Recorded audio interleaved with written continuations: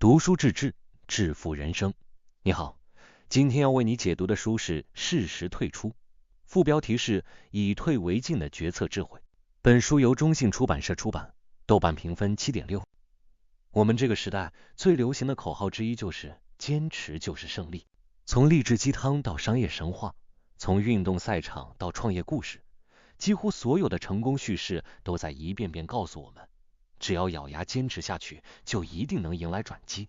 于是，放弃成了一个几乎带着原罪的词，懦弱、失败、不够努力。但问题是，现实真的是这样吗？想象一下，你正在攀登珠穆朗玛峰，风声像刀子一样刮过耳畔，氧气越来越稀薄，身体几乎到了极限。你明知道再往上一步就可能付出生命的代价，但脑海里却有个声音在嘶喊，都走到这里了，绝不能回头。于是无数登山者选择了坚持，最后却永远停在了山顶下几百米的地方。讽刺的是，如果他们当时肯放弃，今天的故事也许就不是悲剧，而是传奇了。这就是我们大多数人在生活中面临的困境缩影。我们被坚持到底的信条洗脑太久，以至于忘记了一个更关键的问题：什么时候应该果断放手？在书中，安妮·杜克用她独特的双重身份，认知心理学博士与世界级扑克冠军，为我们揭开了一个深藏在人性中的悖论：人类天生害怕退出。我们被沉没成本绑架，被损失厌恶困住，被社会对失败者的偏见推着往前走。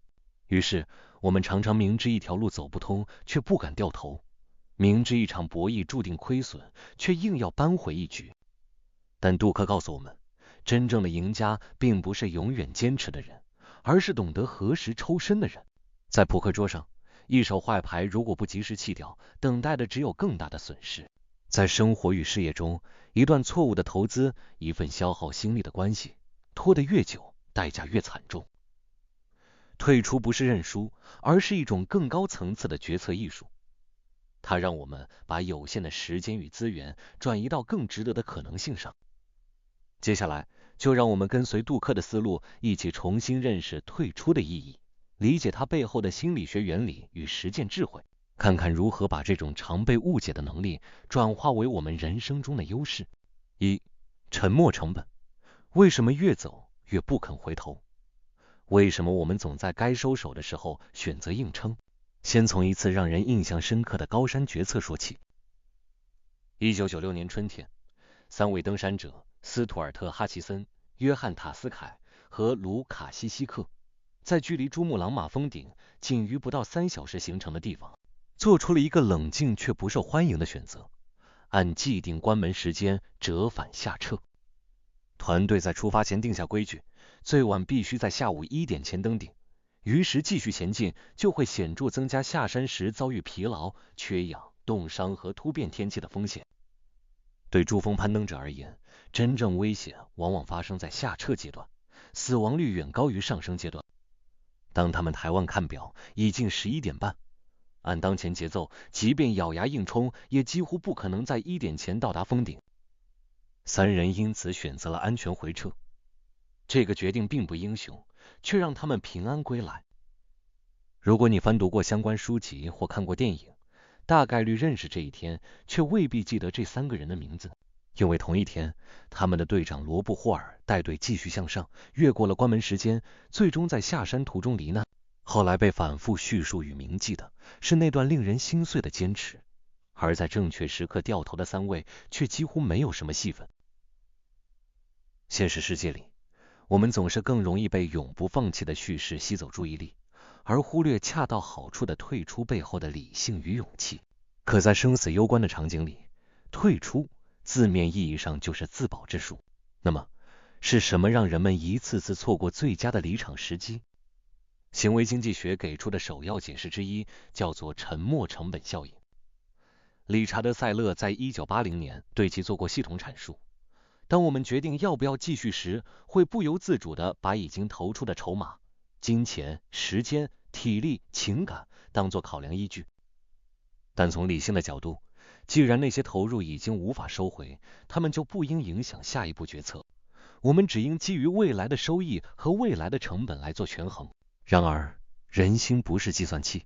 想象这样一个场景，你有一场户外乐队演出，天气预报显示低温、暴雨，体感极差。如果这张票是朋友送你的，你80%会选择在家保暖。可如果这张票是你花了$95买的呢？很可能你会半抱怨半硬扛的出门，再早也得去一次，不去就白花钱了吗？票价越高，不甘心的情绪越强烈，和名为理性的方向渐行渐远。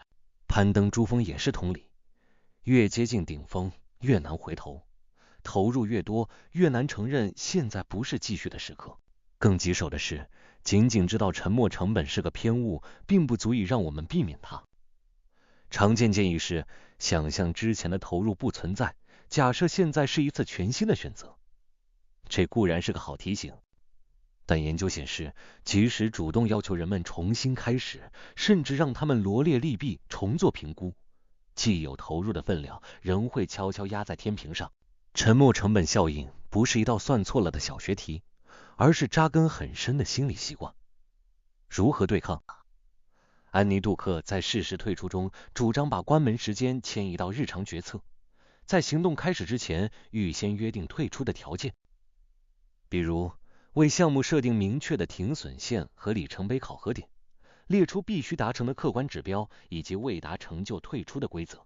再比如，请一个外部裁判按约定频率检查进度和证据。